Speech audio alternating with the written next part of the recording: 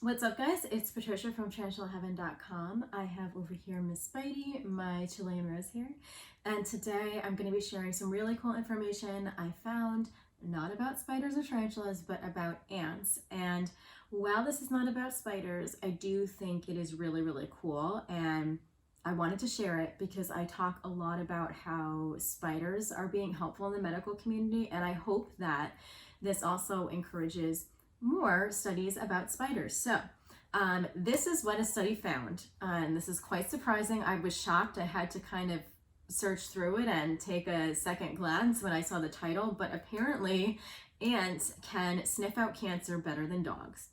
And I know that title is kind of shocking, but this is a legit study. It was published in the journal iScience, and it was proven that ants can recognize subtle scents of cancer cells.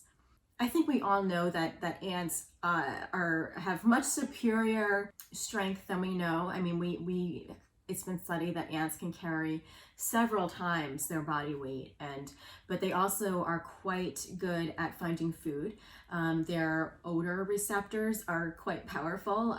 Just yesterday, I saw some ants coming inside my kitchen just because I dropped a little piece of popcorn on the floor. And, how do they know that there's this tiny piece of popcorn on the floor and they can smell it from all the way outside? I don't know, but ants are quite intelligent, I think, with their sense of smell, their strength, and also the fact that they're very social. They have obviously communicated, and some of those ants that were maybe inside my house or close to the door communicated to their friends outside that, hey, this girl drops popcorn on the floor. And so I think that ants are quite understudied. And I think this study also shows that. So recently it was found that ants have 4 to 5 times more odor receptors than other insects.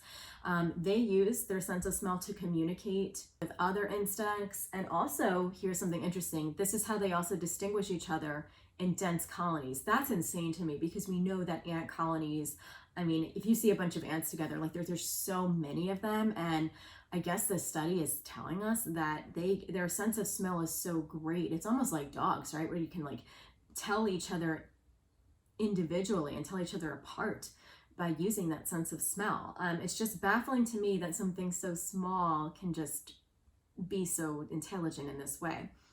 But back to the thing about the ants and the dogs. So in this study, scientists actually trained dozens of ants from Europe to differentiate between human cancer cells in a test. They placed a sugar solution to tempt ants, and then they placed this sugar solution near cancer cells. And so these ants kind of got trained. But when they removed the sugar solution from the test, the ants were still able to find the cancer cells because they associated that with the smell of sugar. So it was almost like the cancer cells represented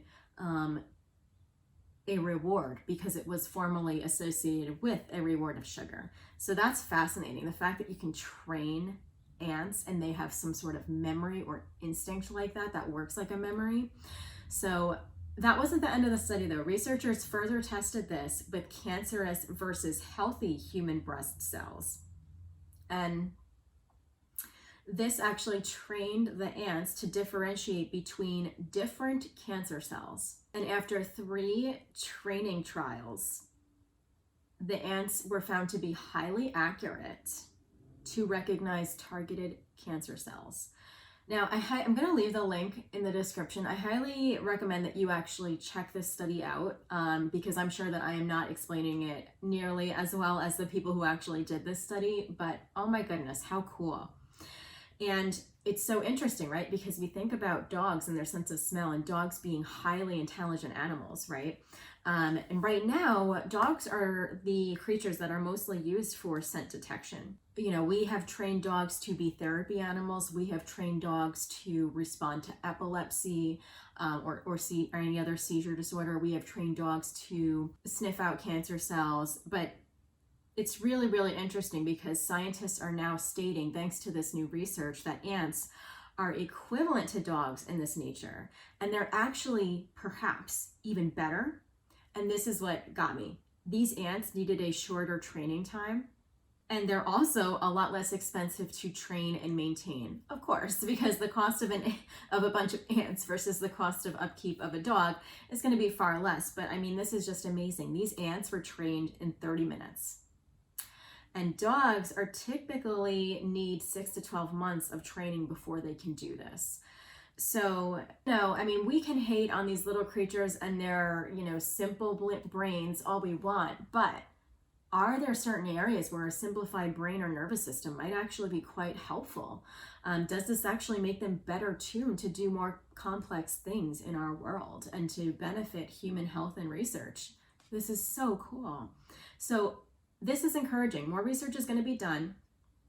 And so this was in cancer cells. And now dogs have been trained to detect cancer not only in like cells, but in breath, in plasma, in urine, and saliva samples. So more research is needed to see if ants can actually rise to those kind of challenges. But if they could, I mean, wow, how amazing would that be? And I just wonder how that would translate to actually using ants for people who may have cancer or other issues. And it also makes me very curious about, as we continue to learn that creatures that we have thought to be stupid or just less complex and not useful in our world, which is a really sad way to think about certain creatures, but that is the reality that we live in. Like, as we learn more about them, we are seeing that none of this is as simple as we think it is, and that these creatures continually impress us. So for me, I read this study and was super impressed by ants. But I also think there's room for us to think about other insects differently. Not to say that spiders could have a superior sense of smell or anything like that, but I think there's a lot more to be known and a lot more to be done as far as our learning. So I thought that was so exciting. I really encourage you to visit the link in the description so that you can read more about this and continue to do your own research if this fascinates you. Just because not everybody adopts a certain mindset around these creatures does not mean that you cannot go off and do your own research and make your own conclusion. And just because we haven't done a specific study on something yet doesn't mean that we are not going to find something absolutely fascinating about these creatures. So that is really, really cool. I'm very excited about how insects and creatures like them are being used in medicine. And, I certainly hope that these animals are being treated with respect and these same kind of ethical requirements that we might give to other animals who might be helping us with research. But I certainly hope that as we continue to learn more about these animals, that we do afford them a lot more respect, because they certainly deserve it. So wanted to share that with you. Let me know what you think in the comments, and I will see you next week for Tarantula Tuesday. Take care. Bye.